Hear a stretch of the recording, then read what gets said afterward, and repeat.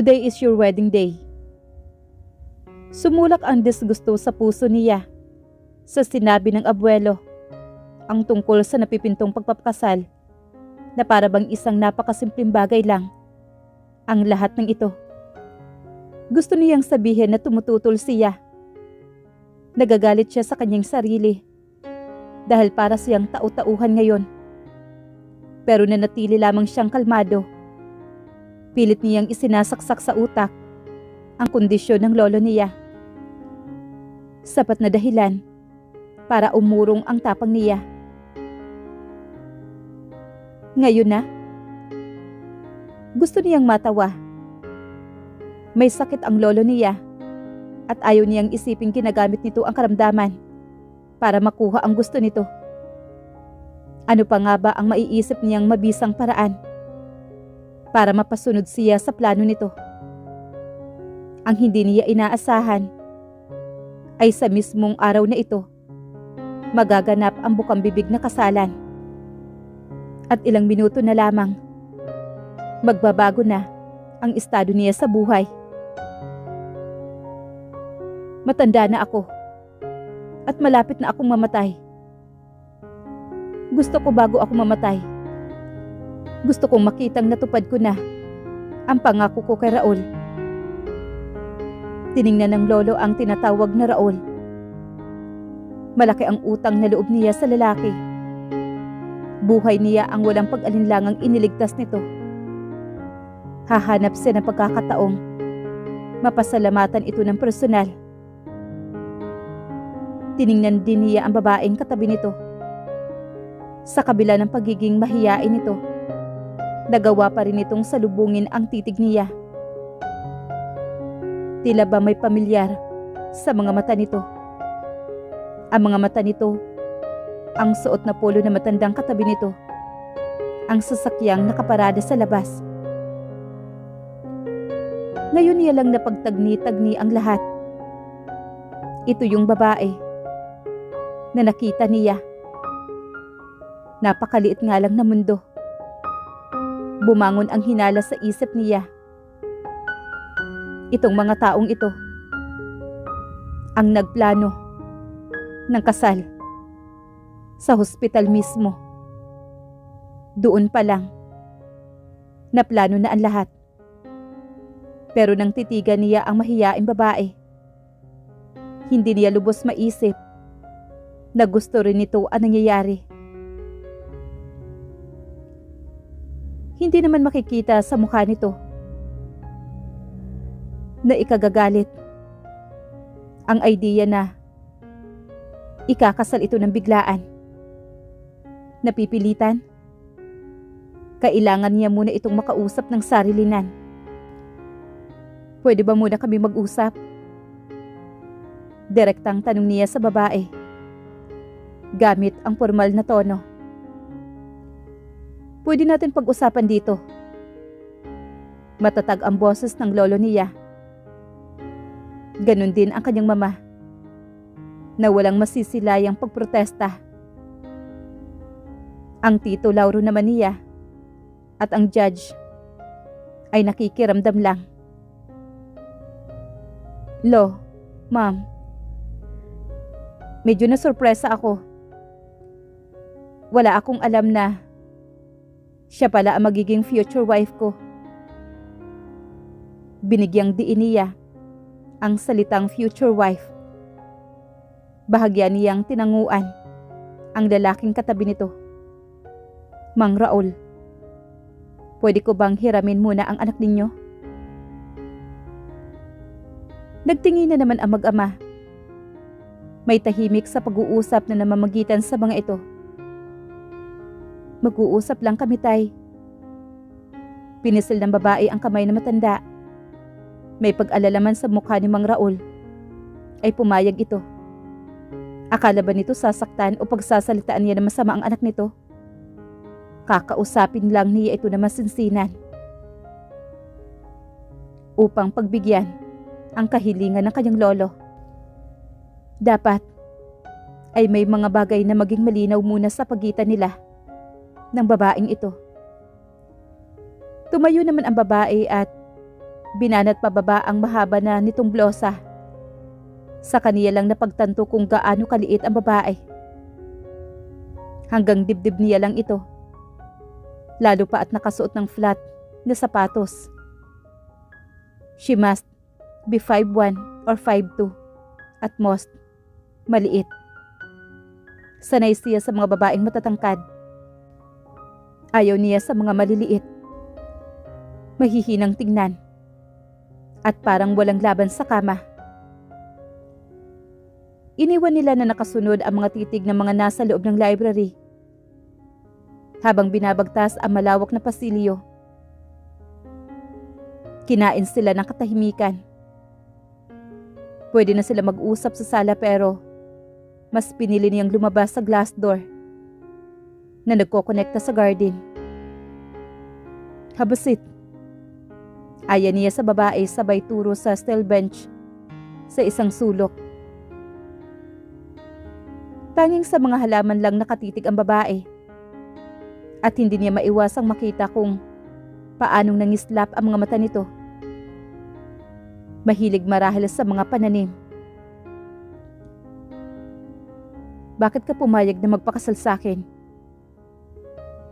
Walang kagatul-gatul na tanong naman niya. Habang hindi iniiwasan ang mga mata. Kaya kailangan niyang makakuha ng sagot na magugustuhan niya. Ikaw, bakit ka papayag? Natigilan naman siya sa pagbabalik nito ng tanong sa kanya. Mukha itong mahinhin, pero may kakaibang tatag. Matama niya itong pinag-aralan. Tila ba kakaiba ang babae? Walang sinyales na nai-intimidate ito. Wala ring sinyales na may nararamdaman kung ano sa kanya. Kung ibang babae ito ay kaagad na nagpapakita ng kakaibang interest. Pero ang babaeng ito nasa harapan niya ay wala kang makikita at wala kang mababasa sa mukha nito. Is man something in consideration here? Hinintay niyang sumambulat ang galit nito. Hindi nangyari. Walang pagwawala sa tahasang pang-iinsulto niya. May bahagya lang pagkagulat. Pero kaagad na nakabawi ito. Unbelievable. May trabaho naman ako, sir. Kahit papaano, ay may kabuhayan kami ng tatay ko. Maliit nga lang. Hindi kami mayaman. Pero hindi kami mukhang pera. Kung talagang duda ka sa akin, pwede naman akong pumirma ng kasulatan na magpapatunay na wala akong habol sa anumang kayamanan ninyo. Ang tinutukoy nito ay tungkol sa prenuptial agreement. Hindi siya makapaniwala sa sinabi nito. Walang prenuptial agreement na pinirmahan ang babaeng ito. Conrad, pwede ba kitang tawagin Conrad? Saglit muna siyang tinitigan bago ito nagsalitang muli. Ikamamatay mo ba ang magpakasal sa akin? Kung may mawawalan man dito, ako yun dahil ako ang babae. Ang lalaki ay mananatiling lalaki. Hindi ko ine-expect na magiging faithful ka sa akin. Sakaling gustuhin mong matuloy ito. Kanina, ramdam kong sinusuri mo ang pagkatao ko. Malayo ako sa mga babaeng nakarelasyon mo. Lihim mo akong pinagtatawanan sa kaloob-looban mo. Huwag ka mag-alala. Hindi naman tayo magiging normal na mag-asawa. Sa papel lang tayo mag-asawa. Ngayon, nasa sa iyo na ang desisyon kung pagbibigyan mo ang dalawang matatanda sa mga kagustuhan nila. Kung pipiliin mong tumanggi, magaan sa loob naming aalis sa mansyon ninyo. Ni hindi malabang pumikit ang mga mata nito habang sinasabi ang mga salitang iyon ng buong buo. Buo ang loob nito sa papasukin. Matatag, gaya ng nasasalamin niya sa mga mata nito. Pero kung nahihirapan kang pahindian ang lolo mo, maaaring ako ang magsabi. Iniatras nito ang mga kamay na nakapatong sa mesa. Nagbaba ng paningin at tumayo. Inayos muna nito ng bahagyang nalukot na palda. Tila ba mannerism na nito. Tumalikod ito at naglakad pabalik sa pinanggalingan. Nasundan niya ito ng titig. Ang babaeng ito ay tila kakaiba. Magaling siyang negosyante at hindi ito ang tipo ng babaeng nagsasabi ng iba kaysa sa totoong nasa loob nito. Naiwan siyang tulala. Tama ang lahat ng sinabi nito. Ang babae ang mas mawawalan. Mabilis siyang tumayo at tumakbang pabalik sa library. Katahimikan nang pumasok siya sa loob. Tanging si Miraya lang ang nagsasalita. Nakatayo ito sa harapan ng matandang seryosong nakatitig lang dito. Naghihintay kung ano ang sasabihin nito. Tay, Ma'am Liana, Sir Lauro, Lolo Alvaro, we're getting married. Mabilis naman na sagot niya. Hindi niya alam kung bakit tila nagmamadali pa niyang sinapawan ang anuman sasabihin sana na babae. Siguro dahil nag-aalala siya sa kalagayan ng kanyang lolo. Isa pa, magbabayad ng utang na loob din siya. Wala nang kailangang pagdiskusyonan pa. Ang kailangan na lang niya ang tungkol sa prenuptial agreement o wala. He just wanted to get over with it. Sa lahat, ang ina niya ang mas naging aligaga. Hindi ito magkandatuto at halatang tuwang-tuwa ito. Bigyan niyo lang ako ng ilang minuto at magiging handa na ito si Miraya. Habang nakaupo si Miraya, inutusan ng ina ang assistant ng kung ano-ano na hindi niya masakyan. May ilang minuto pa naman at mas pinili niyang lumabas muna. At sa minibar na mansyon, siya nagtungo. Hindi niya alam kung ano mararamdaman niya. Kanina lang, pumunta siya rito na bachelor.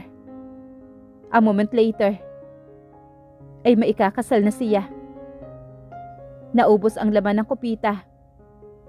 Naglagay siya ng dagdag na alak. Pero bago iyon madala sa tapat ng bibig, tumunog ang cellphone niya sa bulsa. Mariin siyang napamura. Nakalimutan niya si Olga. Babalik ka ba? Tanong kaagad ng babae. Nanatili siyang tahimik at hindi niya alam kung ano ang sasabihin. Baka hindi na ako makabalik. Hindi madaling bitawan ang kung anumang meron sila ni Olga. Pero kailangan niyan lagyan ng katapusan ang anumang namamagitan sa kanila. Kailangan natin mag-usap, Olga. Bye. Mabilis niyang pinatay ang kanyang cellphone. Inaalala niya kung tutunog pa ang aparato. Hindi na nangyari. Kilala niya si Olga. Mahilig ito sa kasiyahan. Purong physical satisfaction lang ang hanap nila sa isa't isa. Ang hirap lang makahanap ng babaeng pumapayag sa ganung setup. Ang lalim ng iniisip mo. Ang Tito Lauro niya. Sinundan pala siya rito. Tumabi ito sa kanya at nagsalin rin ng alak sa basong inabot nito sa counter. Sigurado akong nagulat ka. Ang totoo, yes. Kahit pa nga alam kong ganito ang kahinat na ng lahat. Nagtagpo ang mga mata nila sa salamin. Sa lagayan ng wine. Sa harapan nila. Panandalian itong nanahimik. Parang ang lalim ng iniisip. Alam mo ba nung una, Hindi ko rin gusto ang tita Ilis mo. Galit kami sa isa't isa. May sumilay na ngiti sa mukha nito. Sa nakalipas na maraming taon, ganoon pa rin ang reaksyon nito. Sa bawat beses na nababanggit ang tita Ilis niya, walang anumang nagbabago. Nakikita niya ang matinding pagmamahal nito sa asawa. Iyong tipong hindi siya makahinga halos kapag tinititigan ang isang babae. Ikakasal siyang hindi man lang natagpuan ang babaeng mamahalin niya ng labis-labis, katulad ng nararamdaman nito. Alam mo ba ang kasal ay napakaganda, Conrad. Lalo na kung may pagmamahal. Natawa siya ng papakla sa sinabi nito.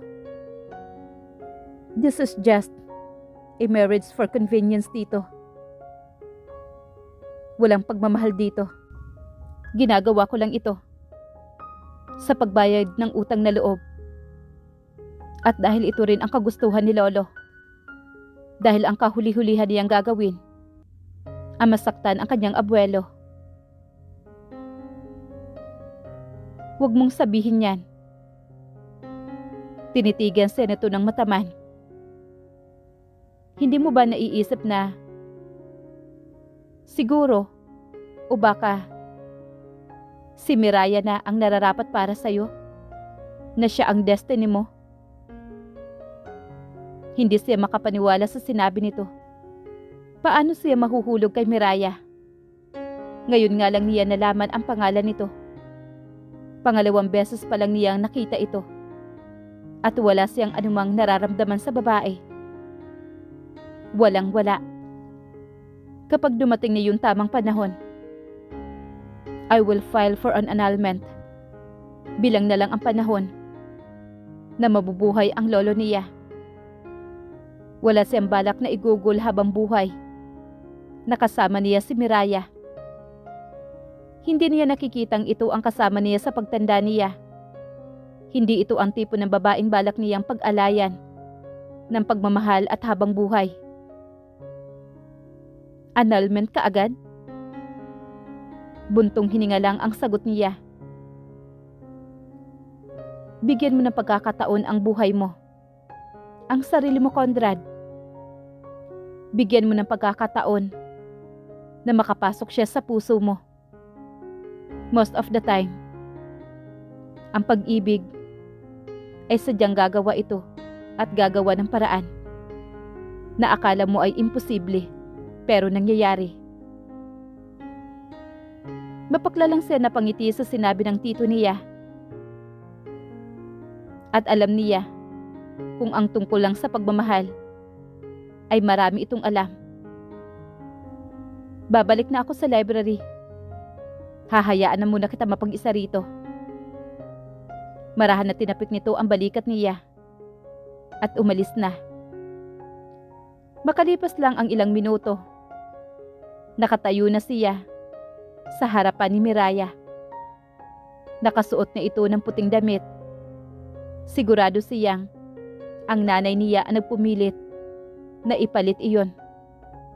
Nakalugay na ang mahabang buhok nito. May ilang hibla na tumatabing sa nakatungo nitong mukha. Na tila ba may itinatago ito sa mukha nito. O baka iwas na makita ang mga tao na umiiyak ito. Handa na ba kayong dalawa? Tango lang ang naging tugon nila. Pareho ni Miraya sa tanong ni Judge. Walang ano-ano ay sinimulan na ang seremonya. Nakaperma na sila sa marriage certificate. At nakasuot na rin sila ng wedding ring. Mag-asawa na sila. May asawa na siya. Now, you may kiss your bride, Conrad. Pareho silang humarap ni Miraya sa isa't isa. Sinikap niyang hulihin ang mga mata nito, pero mailap talaga ang babae. Parang ayaw na matamang tinititigan ito. Napaigtad si Miraya nang hawakan niya ang baba nito para mapirme ang mukha nito. At katulad ng inaasahan niya, lumikot kaagad ang mga mata nito. Kung wala lang sigurong ibang tao sa paligid, baka napagsalitaan na siya nito. Pero kailangang matapos na ito. Pagbibigyan lang niya ang mga tao sa paligid. Halos namumungay ang mga mata ng ina niya habang nakatingin sa kanila. Mula sa pagtitig sa ina ay muling ibinalik niya ang paningin sa asawa. Napamura siya sa kanyang isipan. May asawa na siya. Sinuyod niya ng tingin ang mukha nito. Tanging manipis na make-up lang ang suot ni Miraya. Kunti lang ngunit tila kay laking nagbago rito. She was glowing. This woman, both cute and pretty. Habang tumatagal na tinititigan, tila dahan-dahan namang nagbago ang hitsura nito. Bumaba ang paningin niya na bahagya sa nakaawang na mga labi nito. Pero nakita niya kaninang mamula-mula iyon. Ang mga labi nito ay sigurado siyang kissable. Tila nag-aanyaya at nangangako ng kaligayahan. Napalunok siya. Parang naging tuyo ang kanyang lalamunan. Umikot ang kanyang palad sa leeg nito. Ang kanyang 4 na daliri ay nasa batok nito, habang ang hinlalaki ay naiwang nakalapat sa pisngi nito. Napakalambot ng balat ni Miraya. Nag-uugnay ang mga titig nila. Ngayon lang niya aaminin. Maganda ang pares ng mga matang tinititigan niya sa ngayon. Tila may iba't ibang emosyon ang nakasalamin doon. Naghihintay ang mga iyon. Nang titigan niya ang mga labi nito. Napakalapit nila sa isa't isa. At amoy na niya ang hininga nito. Hindi niya alam kung bakit pakiramdam niya ay naliliyo siya. Dahil ba yun sa ininom niyang alak? O dahil sa naaamoy niya sa dalaga? Para siyang naliliyo. Gustong gusto niya na mariing halikan ang mga labi nito. Na tila ba nauuhaw siya sa magaganap na halikan nila.